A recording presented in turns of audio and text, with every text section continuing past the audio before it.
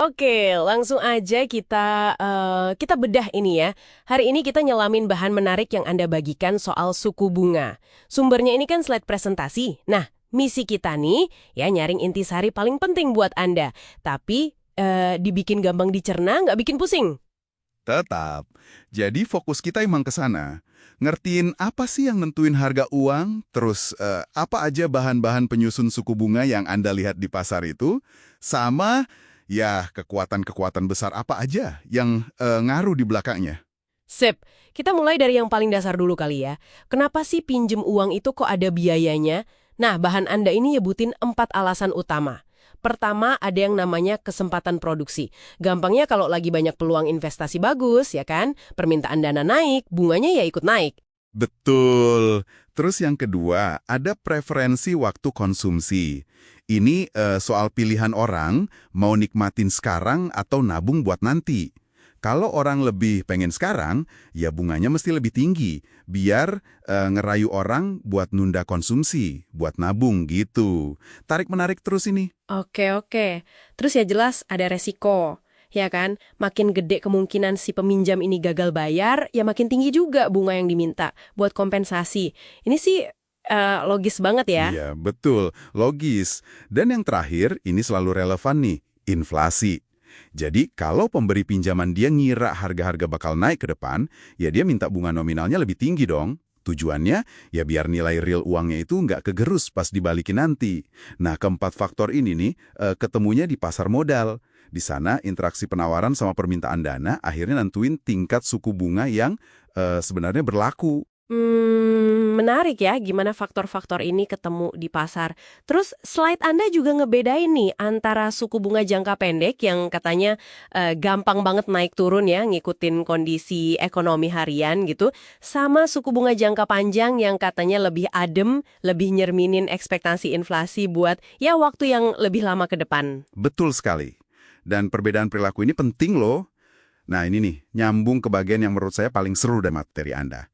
Yaitu, gimana suku bunga nominal yang biasa kita lihat, yang sering kita dengar, sebut aja R gitu ya, itu sebenarnya gabungan dari beberapa elemen. Ada formulanya kan di situ? R sama dengan RUP plus IP plus DRP plus LP plus MRP. Wah, oke. Mari kita coba kupas cepet ya. R bintang. R0 itu tadi dibilang kayak fondasinya ya. Suku bunga real di dunia katakanlah ideal gitu, tanpa resiko, tanpa inflasi. Terus ada IP, premi inflasi. Ini tambahan buat ngimbangin daya beli yang turun gara-gara ekspektasi inflasi ya. Kayak ini cukup gampang dipahami. Iya, betul. Nah, lanjut ada DRP. Itu premi resiko gagal bayar. Ini tambahan bunga karena ada kemungkinan si peminjamnya ini, entah perusahaan atau siapa gitu, nggak bisa balikin pokok atau bunganya. Jadi makin beresiko profil peminjamnya, DRP-nya makin gede. Masuk akal. Ada lagi LP, premi likuiditas. Ini apa lagi nih? Oh, kompensasi ekstra kalau surat utangnya itu agak susah dijual cepat ya, tanpa harus nurunin harga banyak. Jadi beda sama saham yang gampang cair gitu ya. Tepat. Beberapa obligasi kan pasarnya nggak seramai saham, jadi ada premi buat itu. Terakhir, ada MRP, premi risiko jatuh tempo. Ini khusus buat obligasi jangka panjang nih. Ada risiko tambahan kalau nanti suku bunga pasar naik, nilai obligasi jangka panjang yang Anda pegang itu bisa turun. Nah, premi ini buat ngimbangin risiko itu. Jadi dengan ngerti komponen ini, kita jadi paham kenapa jenis pinjaman beda-beda bunganya. Nah ini dia. Jadi makin jelas kenapa obligasi pemerintah jangka panjang itu bunganya bisa beda sama misalnya pinjaman buat modal usaha kecil jangka pendek. Komponen-komponen risikonya itu DRP, LP, MRP bisa jauh beda ya ternyata. Dan ini langsung nyambung banget ke konsep berikutnya di slide Anda, struktur jangka waktu suku bunga. Atau yang sering kita dengar istilahnya kurva imbal hasil ya, yield curve. Iya, betul sekali. Kurva imbal hasil itu kayak semacam peta lah ya. Dia nunjukin hubungan antara bunga sama jangka waktu jatuh tempo obligasi, biasanya sih obligasi pemerintah. Nah, bentuk kurvanya, ini mau dia naik, datar, atau malah turun, itu banyak dipengaruhi sama dua komponen tadi, ekspektasi pasar soal inflasi ke depan, CIP, sama premi resiko jatuh tempo, MRP. Makanya bentuk kurva ini sering jadi semacam sinyal kondisi ekonomi gitu. Oke, jadi selain resep internal suku bunga tadi, slide Anda juga ngasih lihat gambaran makro ya.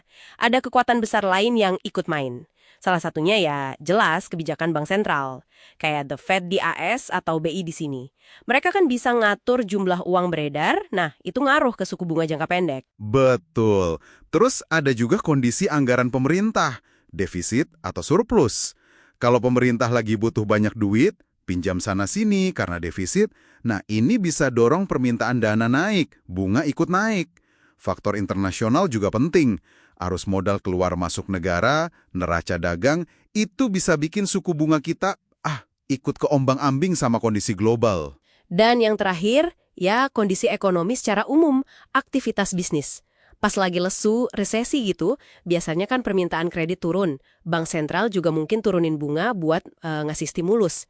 Sebaliknya, kalau ekonomi lagi ngebut, bunga cenderung naik. Jadi kalau kita simpulkan nih buat Anda, suku bunga itu ya bukan angka ajaib yang muncul gitu aja. Ini hasil dari pertimbangan kompleks. Ada biaya kesempatan, preferensi waktu, gimana pasar melihat risiko, ekspektasi inflasi, terus ditambah lagi pengaruh kebijakan moneter, fiskal, kondisi global, sama siklus bisnis. Wah, banyak ya. Dan juga faktor-faktor makro yang ngedorongnya, Anda jadi punya kacamata yang lebih tajam gitu ya buat baca berita ekonomi, buat nimbang-nimbang keputusan finansial Anda. Nah, ini ada sedikit oleh-oleh pemikiran nih buat Anda renungkan nanti. Setelah tahu kalau di dalam satu angka suku bunga itu ternyata ngumpet banyak ekspektasi inflasi dan macam-macam premi risiko, kira-kira gimana ini bisa mengubah cara Anda melihat perbandingan antara potensi imbal hasil versus risiko? Baik pas Anda mau investasi, atau mungkin pas lagi mikir-mikir mau ambil pinjaman. Coba direnungkan.